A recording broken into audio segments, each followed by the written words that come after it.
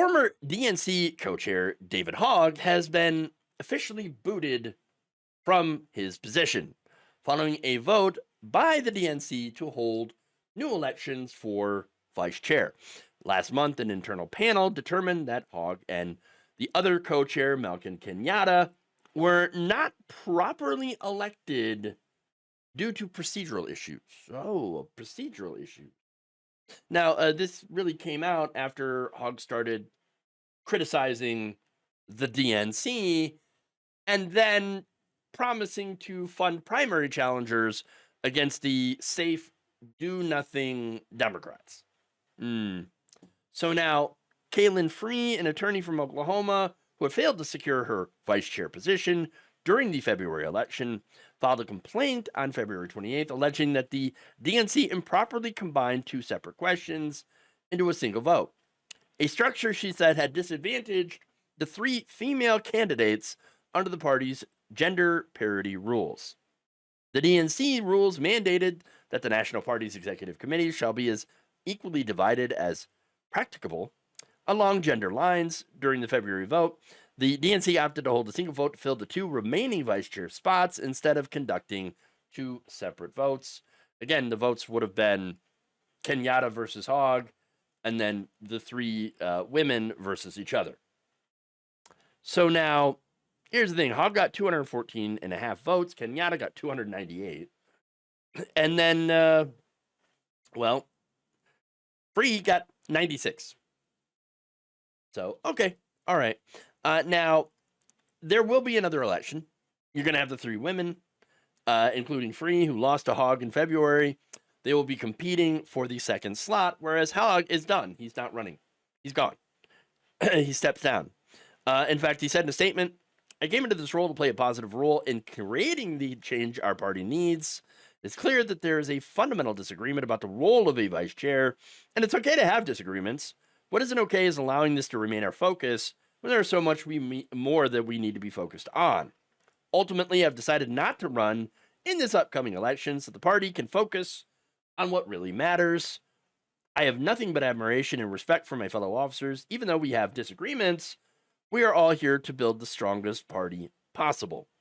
Now, since he is not running for vice chair, he is going back to focusing on his PAC, which will be trying to unseat do-nothing Democrats. So, hey, you didn't want him in leadership, okay, because he was from the primary Democrats. Well, he's no longer in leadership now, and guess what? He's still going to primary Democrats, which is fine. I think that's for the best, actually. I would rather him primary and defeat the do-nothing Democrats that are not fighting against Donald Trump than give that up and be part of DNC leadership. Because look, the current Democratic Party, right now, it is where progressivism goes to die. Let's be honest about that. They have been too focused on courting Republican voters and to protect the establishment than actually fighting against Donald Trump. And understand, I think that is ultimately what this entire fight has been about. The DNC wants to protect their do-nothing members. That's it. And these are the people that are letting Donald Trump do whatever he wants and not offering any pushback.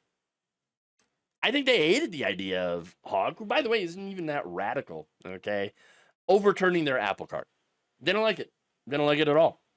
And again, this is a party with 27% approval. The voters want people to, want the party to change, want them to do better, want them to represent them, and the party is saying no. We're not going to happen. We're not going to let that happen. In leaked audio shared by Politico last week, DNC head Ken Martin basically accused Hogg of destroying his chances at being an effective leader. Quote, "I'm trying to get my sea legs underneath me and actually develop any amount of credibility so I can go out there and raise the money," very important, "raise the money and do the job I need to put ourselves in a position to win," Martin said to Hogg in the May 15th meeting.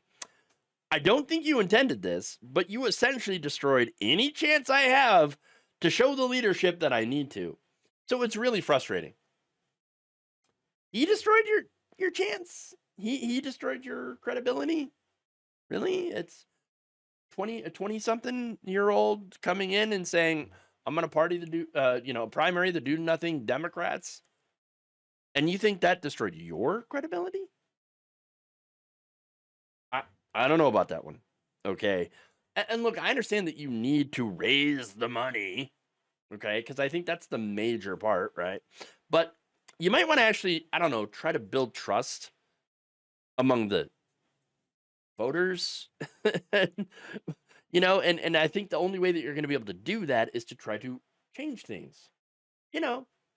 Represent people because they want change. Again, 27% approval. And a lot of that comes from the fact that Democrats are not fighting. And I'm not saying all Democrats, by the way. There are some fighters, Jasmine Crockett, AOC, and the like. But, you still have a lot of the people that are like, what are we going to do? What can we do? Donald Trump, they're too powerful. Oh, we don't have any control over any of the levers of Congress. Okay, but you could filibuster. Okay. You could do all sorts of things, but you're not doing that. You're letting the Republican Party run roughshod over you. You're letting them control the narrative, control the message about you. They're still blaming you, even though they have all the levers of power right now. The Supreme Court, they have Congress, they have the White House, and still they're like, oh, Democrats, Joe Biden, no, that's all their fault that we can't do anything. And the Democrats are like, yeah, well, but we don't have any power whatsoever to do anything to fight against Donald Trump. Oh my God, what can we do? What can we do? Okay, they're not fighting. They're not fighting, and that's the big problem here.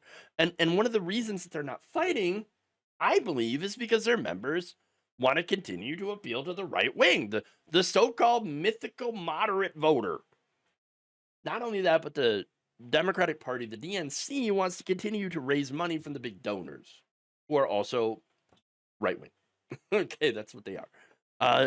Look, at the end of the day, you may not have liked his approach, and you may hate my criticisms of the party. But it's obvious that there needs to be a shakeup here. And that's what Hogg's goal was. They wanted to shake up the party establishment and to try to deliver at least some sort of change, because it is desperately needed. Right now, the Democrats got blown out by an open fascist, an openly fascist Republican Party that is pissing off most of the country. Trump continues to get underwater, but guess what? Even though Trump is underwater, the Democrats are still not rising in popularity. And that's because they're refusing to fight. And look, you don't lose to someone like Donald Trump without having some monumental failures in leadership. And that's what's wrong with the Democratic Party right now. They have problems with leadership. They have problems with strategy. There is a reason that people look at the Democrats and be like, you guys suck. You're losers. Why would I support you? So, again, you can argue that I didn't like that. I don't like the criticisms of the party. Stop criticizing the Democrat Party. Stop doing it in a way that undermines us. Well, no, you actually have to fight. Fair enough, right? Okay, you might not like it. You might not like what we're saying, but there's truth to it. That's it. I mean, something needs to change. Something needs to change. Unfortunately, it is very clear now that the party, in holding this election, well, they're saying, oh no, we ain't going to change at all. Thank you for watching. If you enjoyed this video, please like, share, subscribe, hit the bell icon in order to get notified whenever a new video is released. And if you want to support independent, progressive media through this difficult time where it seems like everybody is shutting down, you can become a member on our YouTube page, you can become a subscriber on Facebook, or you can go to my Patreon. It's patreon.com/Jeff Waldorf. Thank you.